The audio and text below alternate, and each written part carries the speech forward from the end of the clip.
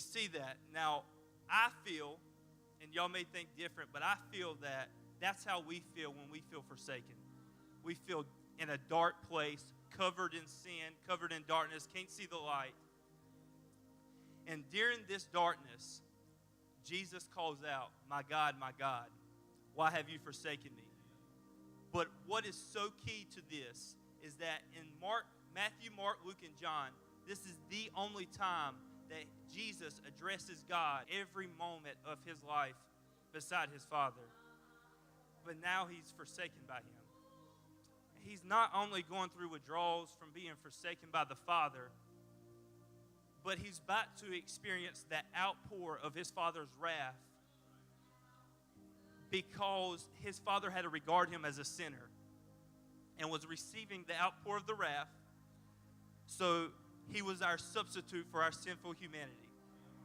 And yet he was forsaken, for our sin was laid upon him.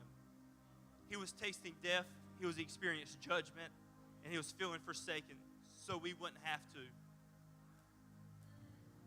But I don't know about y'all, but I've felt forsaken before. And when I first got this, it was Pastor Appreciation. I came up here to get Mr. Stevie's cup or something he left up here. And he stopped me and said, you're speaking on Easter Sunday. And I did the whole thing. And he was like, yes, you. And at first I was like, I just don't like talking in front of crowds. But then, the more I get into it, I understand why God chose me or chose Mr. Stevie to tell me was when I was 5, my dad died. And I felt forsaken by God. I didn't have the memories of playing catch with my father. I didn't have the memories of fixing a car, fixing something around the house. I didn't have none of those memories. And for that reason, I carried a chip on my shoulder. I was angry. I just didn't understand that a God that loves us, that everybody preaches about, that loves us, cares for us so much, would take a father away from a child at a young age. But when I accept Jesus in 2011, and I read, and that's when I started to understand. But when I read, it just confirms that there's nothing that I can go through or you can go through that Jesus didn't go through. And he was just separated, he was separated from the Father just like I was. And in Hebrews 4:15 it says, "This high priest of ours understands our weaknesses, for he faced all of the same testing we do, yet he did not sin." And so what I want to leave you with before I tag the next person in is that sin needed to be defeated. And for sin to be defeated, the Son had to be forsaken. And so his children wouldn't have to be forsaken. And it don't matter what you've been through. Jesus has gone through it. He's been through it. But what I can tell you is for certain is that you will never in your life have to be forsaken because he took care of that on the cross.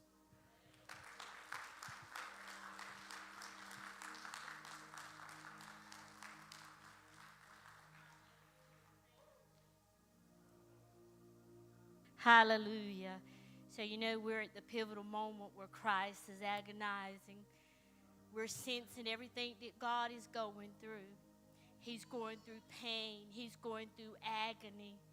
And we can't even imagine what he's going through. My part of this service is going to be I thirst. Why did Jesus say I thirst? There's several reasons that we can look at and theologians have come across. But I just want you to remember in agonizing for hours of after being beaten and then up there on that crucifix, like Sister Kelly said, painful to breathe. So you'll take a little short breath.